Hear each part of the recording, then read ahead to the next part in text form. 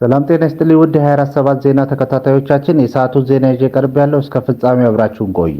የምንለቃቸው መረጃዎች እንዲደርሳችሁ ላይክ፣ ሼር እና ሰብስክራይብ ማድረጋችሁን እንዳትረሱ በማለት ወደ ዜናው አለፍኩ።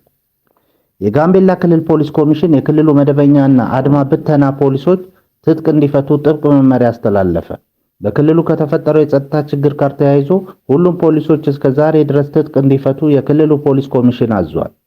የክልሉ ፖሊስ ኮሚሽን በማህበራዊ መገናኛ ገጾቹ ባጋራውና ጥብቅ ማስታወቂያ ባለው ማሳሰቢያው ቀደም ሲል ከክልሉ ኮማንድ ፖስት በተቀመጠው አቅጣጫ መሰረት ፈርማችሁ ያወጣችሁትን የጦር መሳሪያ ገቢ ያላደረጋችሁ እስከ ጥር 7 ቀን 2018 ዓ.ም 11 ሰዓት ድረስ ገቢ እንድታደርጉ ይላል። የክልሉ ፖሊስ ከሁለት ቀናት አስቀድሞ ባወጣው መግለጫ በክልሉ የሚገኙ ለሁሉም የፖሊስ አባላት የተሃድሶ ስልጠና መስጠት አስፈላጊ ሆኖ ተገኝቷል ብሎ ነበር። ይህን ተከትሎ በክልሉ በሚገኙ ዞኖች የመደበኛ ፖሊስ አባላት ዳግም ወደ ማሰልጠኛ ጣቢያ ሊገቡ መሆኑ ነው የተገለጸው። አሁኑ የክልል ፖሊስ ኮሚሽን ሁሉንም የፖሊስ አባላት ወደ ማሰልጠኛ ካስገባ የክልሉን ጸጥታ ሊከታተልና ሊያስከብር ስለሚገባው አካል ያለው ነገር የለም። በጋምቤላ ክልል ከቅርብ ጊዜ ወዲህ ማንነትን መሰረት ያደረጉ ተደጋጋሚ ጥቃቶች መፈጸማቸውና በርካቶች ሕይወታቸውን ማጣታቸውን መዘገባችን ይታወሳል። በዚህ ጥቃት ውስጥ ደግሞ የክልሉ ፖሊስ አባላት ተሳታፊ መሆናቸውን መረጋገጡን አንድ ስማቸው እንዳይገለጽ የጠየቁ የክልሉ የጸጥታ ቢሮ ባልደረባ ለዶቼ ቬሌ ተናግረዋል።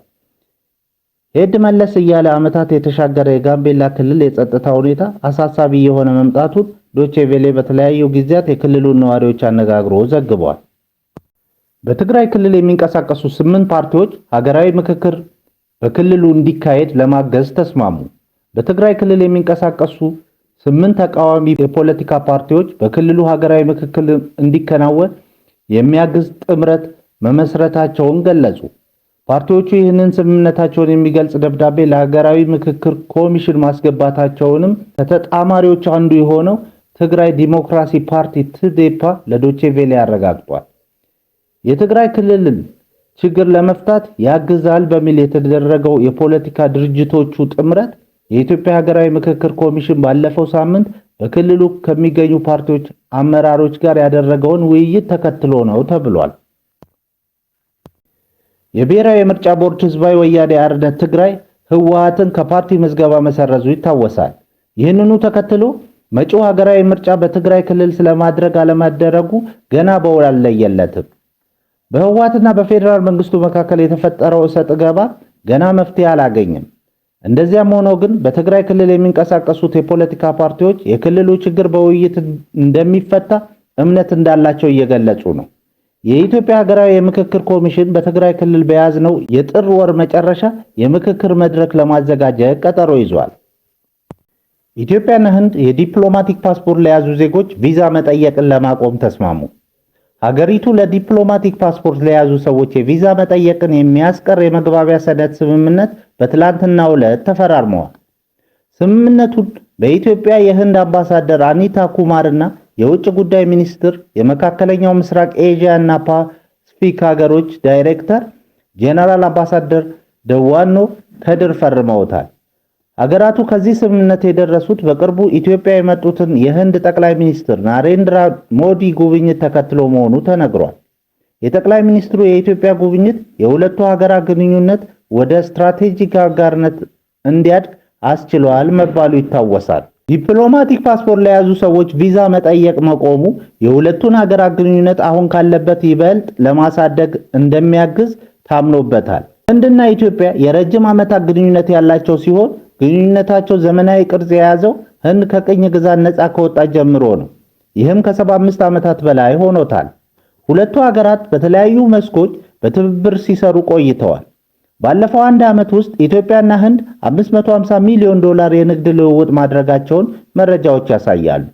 በአሁኑ ሰዓትም ከ675 በላይ የህንድ ኩባንያዎች $6.5 ቢሊዮን ኢንቨስት አድርገው በኢትዮጵያ እየሰሩ ነው። በሌላ ዜና አሜሪካ የቬንዙዌላን ነዳጅ በይፋ መሸጥ ጀመረች። የአሜሪካ መንግስት የቬንዙዌላን የነዳጅ ሀብት ሙሉ በሙሉ በቁጥጥር ስር ካደረገ በኋላ ምርቱን በዓለም አቀፍ ገበያ ላይ በይፋ መሸጥ መጀመሩን አስታወቀ። ይህ ታሪካዊ እርምጃ የተወሰደው በቬንዙዌላ ላይ የተካሄደውን ድንገተኛ ወታደራዊ ጣልቃ ገብነት ተከትሎ ነው። ፕሬዝዳንት ዶናልድ ትራምፕ ባስተላለፉት ትዕዛዝ መሰረት ከመጀመሪያው የነዳጅ ጭነት ውስጥ $500 ሚሊዮን ሽያጭ ተጠናቋል። ገቢውም በአሜሪካ ቁጥጥር ስር ባለ የባንክ ሂሳብ እንዲቀመጥ ተደርጓል።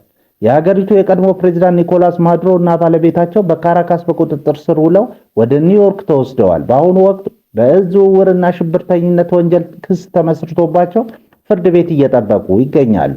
ትራምፕ ለግዙፍ ኩባንያዎች $100 ቢሊዮን የኢንቨስትመንት ጥሪ ቢያቀርቡ እንደ ኤክሶን ሞባይል ያሉ ኩባንያዎች ግን በሀገሪቱ አስተማማኝ የሕግ ማዕቀፍ እስካልተዘረጋ ድረስ ኢንቨስት አናደርግም ሲሉ ጥንቃቄ የተሞላበት ምላሽ ሰጥተዋል።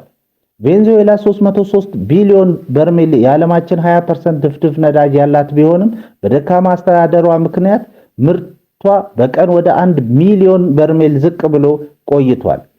የአሜሪካ እርምጃ በዓለም የነዳጅ ዋጋ ላይ መረጋጋት ይፈጥራል ተብሎ ቢጠበቅም የሩሲያና የቻይና ተቃውሞ እንዲሁም የቬኔዙዌላ ውስጣዊ አለመረጋጋት ሂደቱ ውስብስብ ሊያደርገው እንደሚችል ተገልጿል። ትራምፕ ግሪንላንድን ለመግዛት $700 ቢሊዮን ሊያወጡ ነው። የአሜሪካው ፕሬዝዳንት ዶናልድ ትራምፕ በሰሜን አትላንቲክ ውቅያኖስ ላይ የምትገኘውን ግሪንላንድ ወደ አሜሪካ ለመጠቅለል ያላቸውን እቅድ አጠናክረው ቀጥለዋል። እንደ አዲስ ግምቶች ከሆነ አሜሪካ ደሴቷን ለመግዛት እስከ $700 ቢሊዮን ልትከፍል እንደምትችል ኤንቢሲ ኒውስ ዘግቧል። ግሪንላንድ በዴንማርክ ስር የምትተዳደር ራስ ገዝ ግዛት ስትሆን የዴንማርክና የግሪንላንድ ባለስልጣናት ደሴቷ ለሽያጭ አትቀርብም ሲሉ ጥያቄውን በድጋሚ ውድቅ አድርገዋል። የውጭ ጉዳይ ሚኒስትር ማርኮ ሩቢዮ በሚቀጥሉት ሳምንታት የግዢ ሂሳቡን በዝርዝር እንዲያቀርቡ በትራምፕ ታዘዋል። ትራምፕ አንድም ሆነ በሌላ መንገድ ግሪንላንድን እናገኛታለን ሲሉ ዝተዋል። በዋሽንግተን የተደረገው የባለስልጣናት ውይይት ያለምንም መፍትሄ ተጠናቋል። የዴንማርክ የውጭ ጉዳይ ሚኒስትር ላርስ ሎክ ራስሙንስ ከአሜሪካ ጋር መሰረታዊ ልዩነት እንዳላቸው ገልጸዋል። ደሴቷ ለብሔራዊ ደህንነት፣ ለማዕድን ሀብትና ለወታደራዊ ስትራቴጂ እጅግ ወሳኝ ስፍራ ላይ እንደምትገኝ ይነገራል። ክቡራን አድማጮቻችን ለሰዓቱ ያልናቸውን ዜናዎች በዚህ እናበቃለን።